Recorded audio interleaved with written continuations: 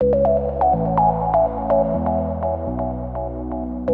today, as we explore the international perspective, we felt it was important to explore the question of national borders and how innovation can make the transit of people, goods, and materials across borders more efficient. The Windsor-Essex Economic Development Corporation has developed an innovative approach in collaboration with Michigan City in the United States. With us today from Windsor, Ontario is Noah Campbell, Tech Community Program Manager of Windsor-Essex Economic Development Corporation, to tell us about how Windsor-Essex is building a smart border city of the future. Hello, Noah. Good morning. How are you? Good morning. I am fine, thank you. Noah, before you start, I was wondering, you have a long and interesting title. What does it mean? Yeah, thank you.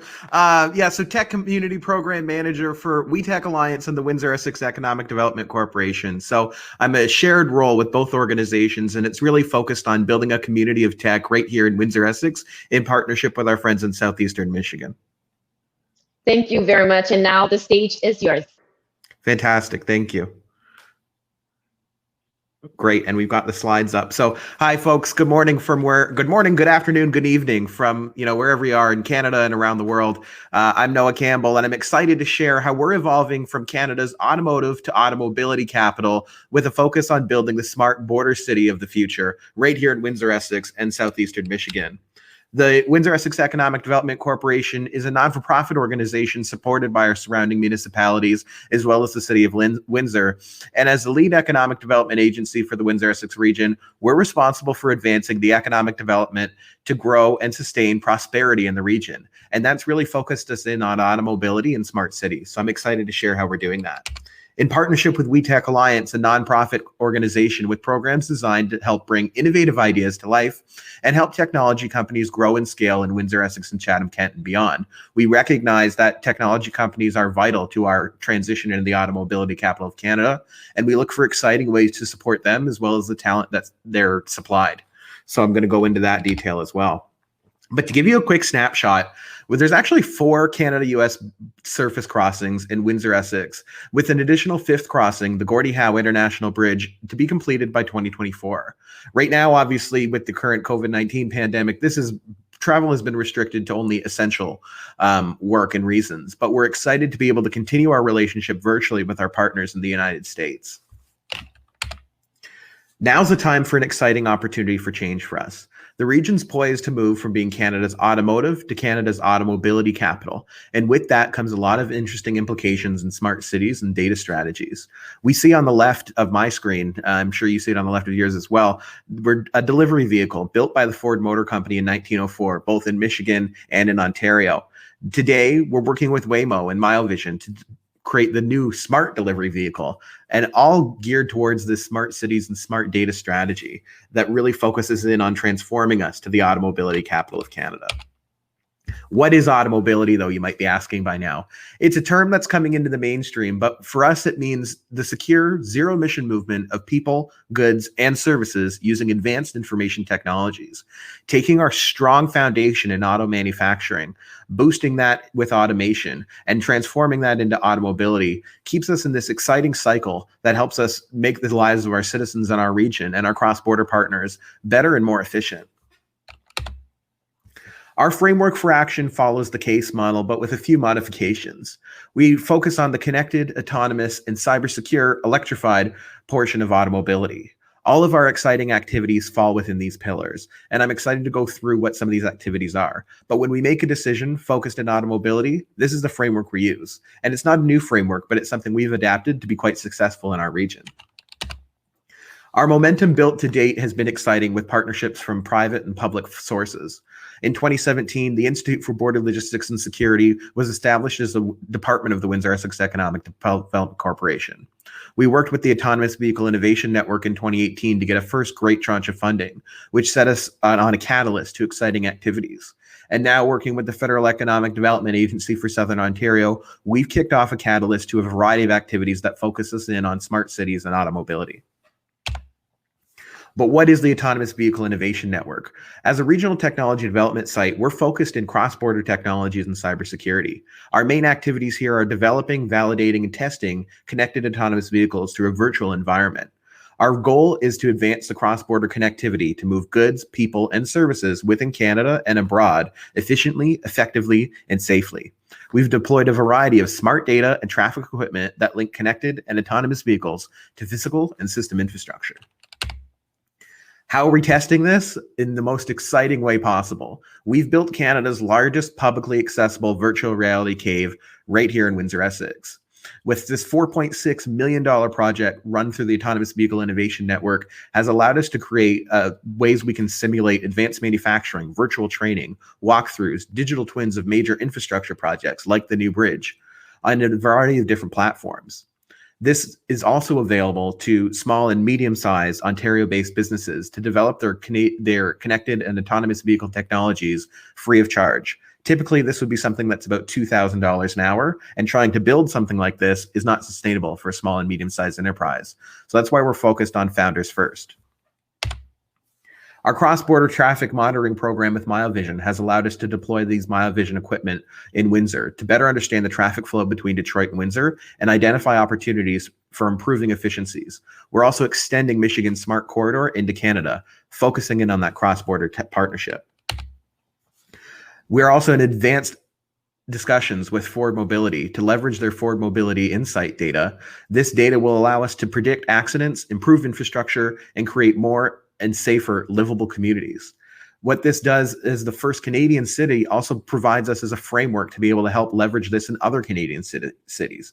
We want to use the opportunity that we can leverage with our VR cave to simulate traffic patterns using this data for advanced modeling with other municipalities, showing off this great feature that we have locally in Windsor-Essex. In partnership with the World Economic Forum and Deloitte and the City of Detroit, we've been able to create a seamlessly integrated mobility system. This region was selected out of over 13 global applications as part of the initiative, and we have several pilot projects underway to explore different opportunities for us to improve our infrastructure. We also have an exciting way. We're building the car of the future with the Auto Parts Manufacturer Association of Canada in our VR cave. This is the official testing partner for a Canadian project in partnership with the federal government to build the fully designed and manufactured Canadian zero-emission vehicle. We have a mandate by our government to ensure that these vehicles are zero-emission by a certain date, and that date is coming up. We're going to test that and create that right here. We're also taking a talent-focused approach because that's a key part of how we keep our growth sustainable. We've had hackathons. Even in March at the start of COVID, we were supposed to have a large hackathon in person. We transitioned that to digital on about 2 weeks notice and had great results with over 77 project submissions for solutions that we're now evolving into their own way. With Border Hacks, we had an opportunity to partner with the Consulate of the United States to host the inaugural Border Hacks Hackathon with support of the Windsor-Essex Regional Technology Development Site. This consulate funding also allows us to focus in on women in mobility, a key aspect to our growth as well, in addition to talent. This allows us to ensure that we're working collaboratively to make sure that our community is representative of those in it. Now with the work that we're doing here, the partners are so excited of the results shown in these types of events that they're working on the solutions generated and adapting them.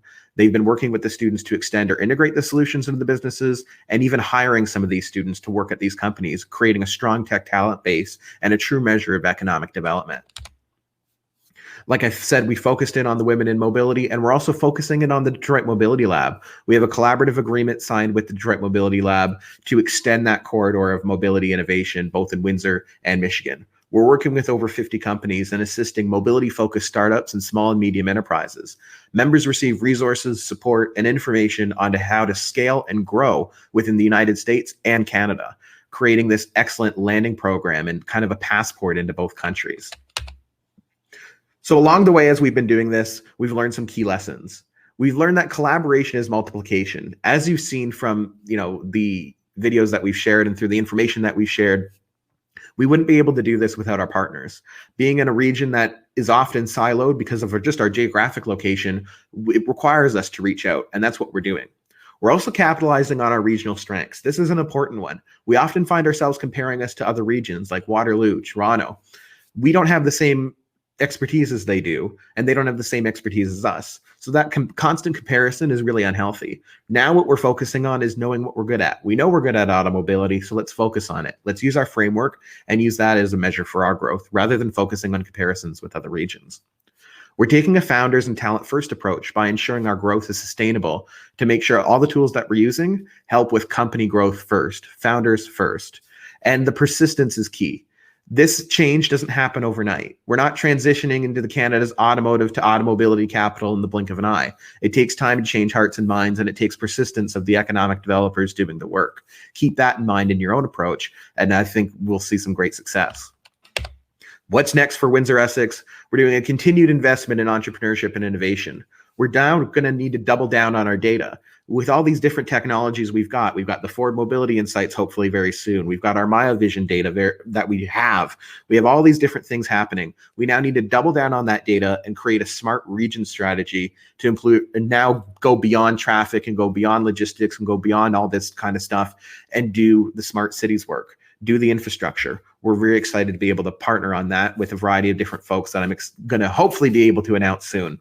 We're also going to focus on international partnerships now as a region rather than as Windsor and Michigan. It'll be Windsor and Michigan together, focusing in on how we partner with other countries like Israel or perhaps the country you're from watching this right now.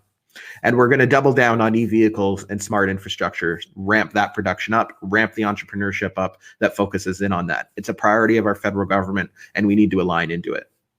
If you have any questions about what we're doing, I'd love to hear from you and love to exchange ideas. My information is listed here, and I'll pass it back to our gracious hosts. Thank you so much. Thank you very much, Noah. I have a few questions for you, maybe Great. two. So I was wondering, working with the other states, other countries, they have different regulation. How does that work concretely in your work? Mm-hmm. And it's a great question. It's a consideration that comes up, right? Everybody's got different laws, everybody's got different ways of doing things, but we also kind of determine that there's a common ground too. So it's really a lot of communication this breaks into, right?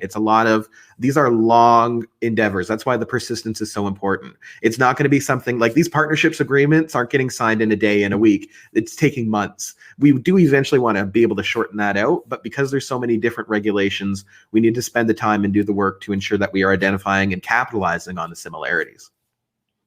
So it's a long game.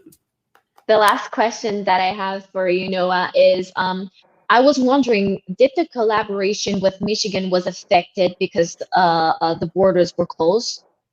Mm-hmm. This is an interesting one. So businesses are being affected by our border closure. Our manufacturers are hurting. They're losing revenue. But we're still working with our partners very closely and finding innovative ways to do that. So our partnership with the consulate in Toronto, for example, to run that Border Hacks Hackathon and work with our women in mobility, that happened during COVID and happened not because of COVID, but it was amplified. It allowed us to be able to say, there's a need for us to work together even more closely now because we are physically separated. So we use that as a way to move forward and work very collaboratively with our partners in the American government to ensure that we're creating supports for both our talent and our businesses, taking that founders and talent first approach. Maybe a last question. Sure. In few words, I was wondering, do you have any advices for people that wants to start a project with other countries into the smart city project and experience? Mm-hmm. I would say, look at your neighbors, look who's nearby first, use that as a base. And also look at folks who have stuff in common with you, right? Like our shared history with Michigan is so intricate because we've been involved since the beginning in automotive. In 1904, we're building the first delivery vehicle with Ford together. So focus on those historical relationships, look to your neighbors and look for those natural collaboration opportunities based on the work you're already doing. Once you've got a good base at home, that's when you can start to reach out. So that's what we're doing now. Now we have a strong base. We're looking at being able to reach out to the Israeli Innovation Authority, for example, and do some partnership programs and soft landing programs with companies in both sides of those countries as well. Thank you very much, Noah, for your time and your advices.